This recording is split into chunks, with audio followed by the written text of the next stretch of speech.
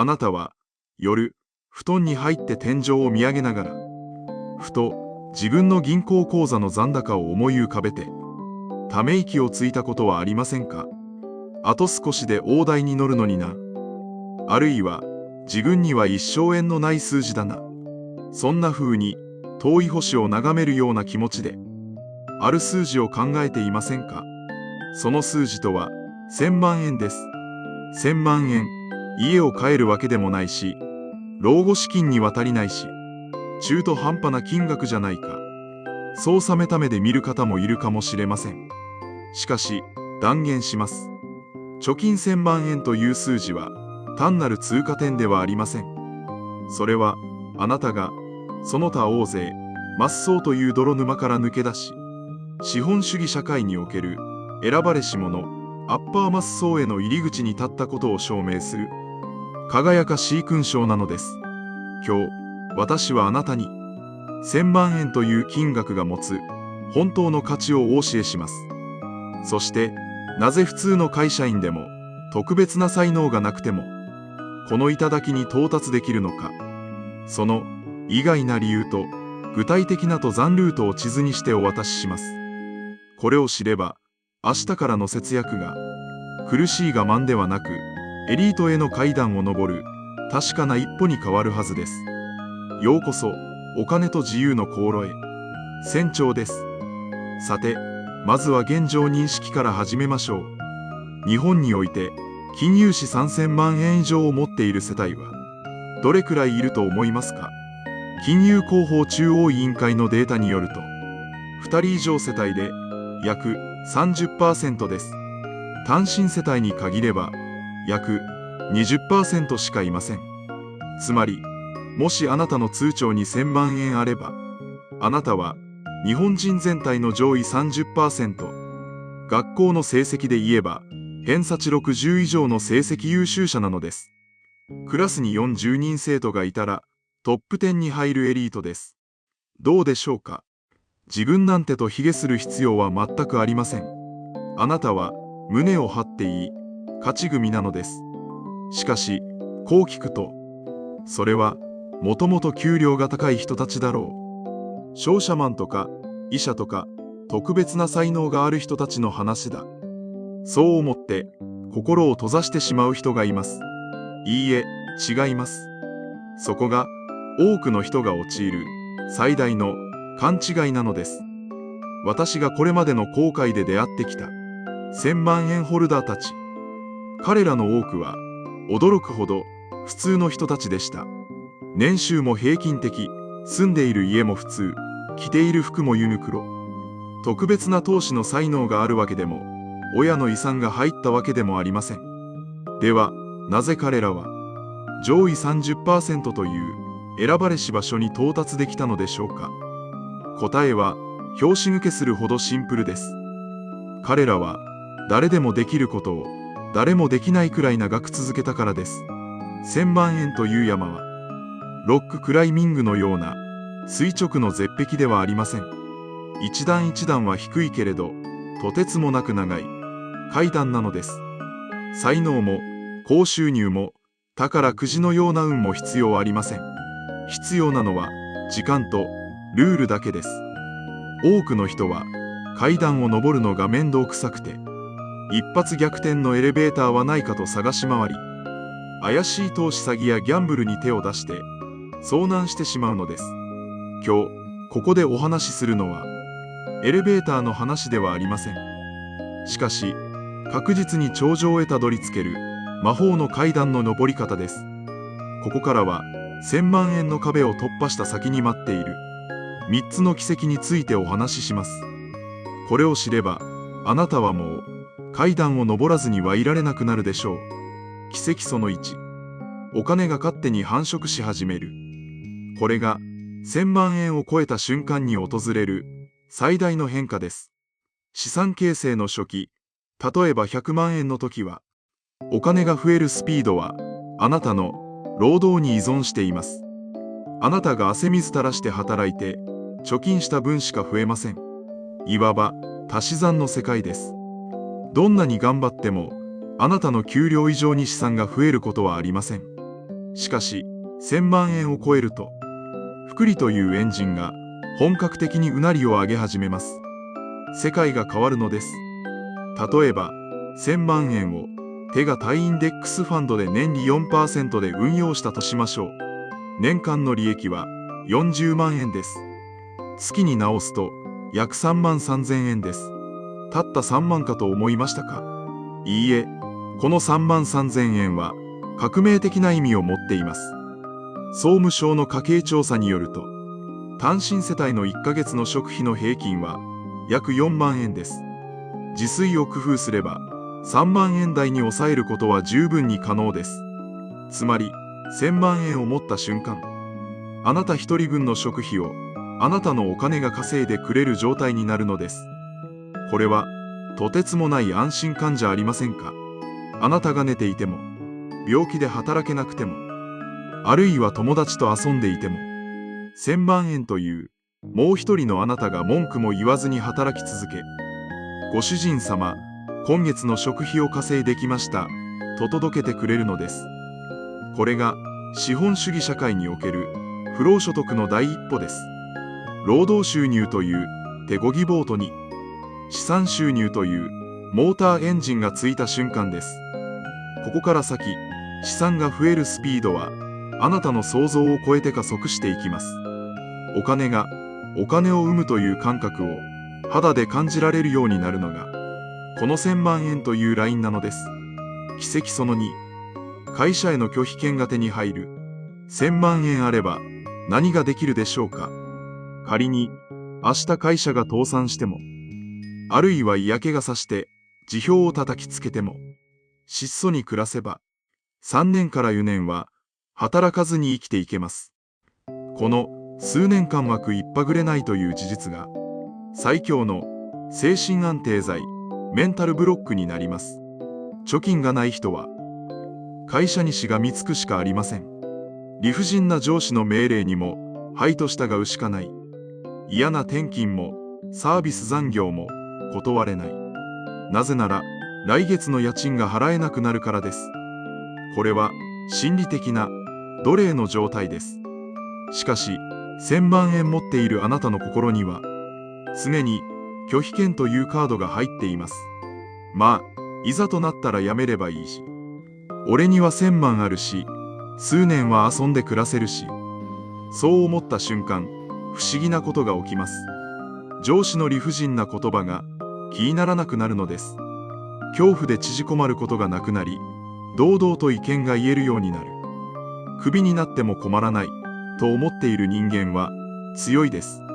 結果として仕事のパフォーマンスが上がり、皮肉なことに会社での評価まで上がってしまうことさえあります。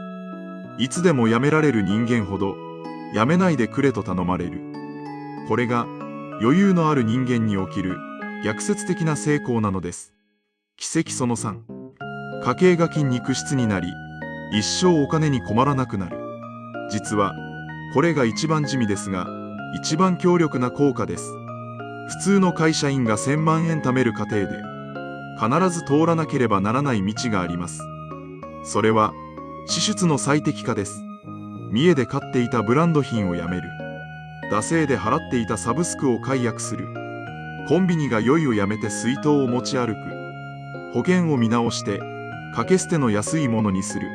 こういった無駄な贅肉を削ぎ落とす作業を繰り返すことで、あなたの家計はアスリートのように引き締まった筋肉質な家計に生まれ変わります。1000万円貯まった頃には、あなたは少ないお金でも豊かに暮らすスキルを完全にマスターしています。お金を使わなくても幸せは感じられる。見栄を張らなくても自分は満たされている。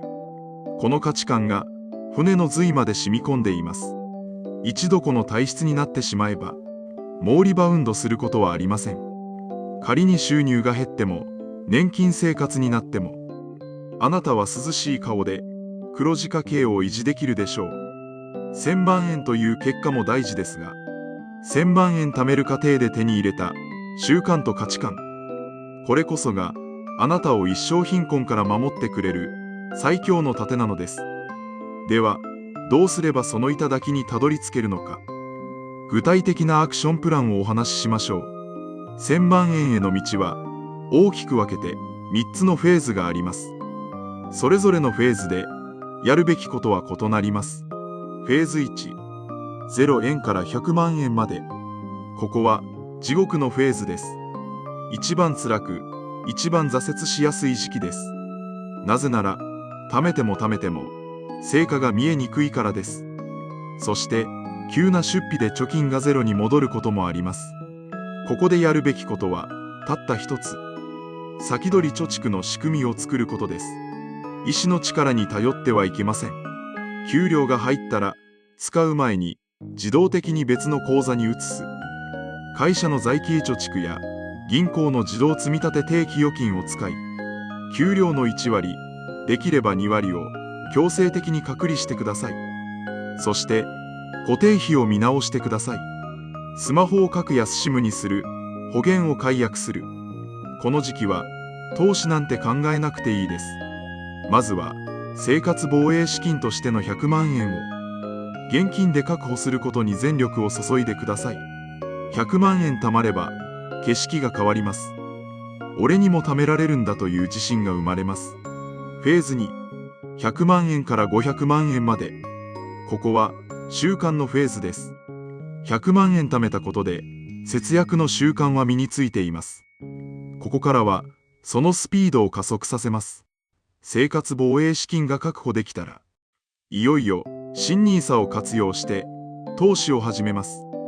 全世界株式、オールカントリーS&P500 などの、低コストなインデックスファンドに、毎月の積立額の一部を回します。現金だけでは、インフレに負けてしまいます。投資の力を借りて、お金にも働いてもらう感覚を養ってください。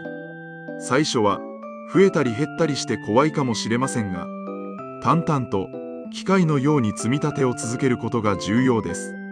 500万円までくれば、もうあなたはマッソーの中でも上位クラスです。周りの同僚とは、心の余裕が違っているはずです。フェーズ3、500万円から1000万円まで。ここは、加速のフェーズです。ここまで来ると、複利の効果が目に見えて現れ始めます。株価が上がった月には、給料以上に資産が増えることもあります。貯金が趣味と言えるくらい、通帳を見るのが楽しくなっているはずです。ここでの注意点は、気を緩めないことです。資産が増えたからといって、高級車を買ったり、生活レベルを上げてはいけません。1000万円までは、贅沢はしない。そう心に誓って、ラストスパートをかけてください。毎月5万円を、年利 4% で積み立て投資したとします。1000万円に到達するのに、何年かかると思いますか？計算すると、約13年です。13年もかかるのか。そう思いましたか？でも、考えてみてください。もし投資をせず、単世預金、金利 0% で毎月5万円貯めたら、1000万円貯まるのに、16年8ヶ月かかります。投資の力を借りることで、ゴールまでの時間を、約4年も短縮できるのです。これが、時間を味方につけるということです。50歳から始めても、63歳には到達します。定年退職のタイミングで、退職金とは別に、自力で作った1000万円と、筋肉質な家計、そして投資の知識が手に入る。これがあれば、年金不安なんて吹き飛ばせると思いませんか？もちろん、もっと早く到達したければ、先取り額を増やせばいいのです。ボーナスを全額突っ込んでもいいでしょう。副業を始めて、入金力を高めてもいいでしょう。不用品をメルカリで売るだけでも、入金資金になります。ペース配分は、あなた次第です。大切なのは、上り始めることです。1000万円という山頂を見上げて、高すぎると立ちすくんでいては、いつまで経っても景色は変わりません。まずは、100万円を目指してください。100万円貯まれば、自信がつきます。俺にもできるんだという自己効力感が生まれます。次は300万円、500万円。階段を一段登るごとに、見える景色が少しずつ広がり、空気も美味しくなっていきます。そして気がつけば、あなたは上位 30% のエリート層に仲間入りしているはずです。1000万円は夢の国へのチケットではありません。しかし、あなたの人生を貧困や不安から守り、選択の自由を与えてくれる現実的で最強のパスポートです。今、貯金がゼロでも関係ありません。借金があっても、まずはそれを返すところからがスタートです。今日から、今この瞬間から、あなただけの1000万円への航海を始めませんか？ここで一つ、心理学の話をしましょう。パーキンソンの法則をご存知でしょうか？支出の額は、収入の額と等しくなるまで膨張するという法則です。年収が上がっても貯金が増えないのは、この法則のせいです。年収300万の時は300万で暮らしていたのに、年収500万になるとなぜか500万使ってしまう。良い家に住み、良い車に乗り、良い服を着る。そうやって生活レベルを上げてしまうからです。1000万円貯める人はこの法則に抗った人たちです。年収が上がっても生活レベルを上げない。その差額をすべて貯蓄と投資に回す。これができる人だけがエリートへの階段を上ることができるのです。そんなのつまらない人生だ。そう思う人もいるでしょう。しかし、考えてみてください。一時の見栄のために一生お金に追われる人生と、数年の我慢で一生の安心と自由を手に入れる人生。どちらが本当に豊かな人生でしょうか？私は後者だと信じています。そしてあなたにもその豊かさを味わってほしいのです。今日のお話を聞いて、よし、まずは月3万円から始めてみよう。1000万円貯めて会社にノーと言ってやる。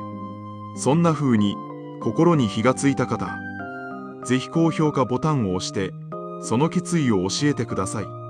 皆さんの反応が私の後悔のエネルギーになります。またコメント欄で、私はこうやって100万円貯めました。1000万円貯まったらこれがしたいです。といった具体的な目標や成功体験があれば、ぜひシェアしてください。あなたの言葉が同じように悩む仲間の背中を押すことになります。このチャンネルではこれからも単なる節約術だけでなく、お金を通して人生の主導権を取り戻す方法についてリアルな情報を発信していきます。まだの方はぜひチャンネル登録をして、私と一緒に賢くしたたかにお金と自由の航路を進んでいきましょう。人生を変えるのに遅すぎるということはありません。今日があなたにとって一番は回避です。それではまた次回の動画でお会いしましょう。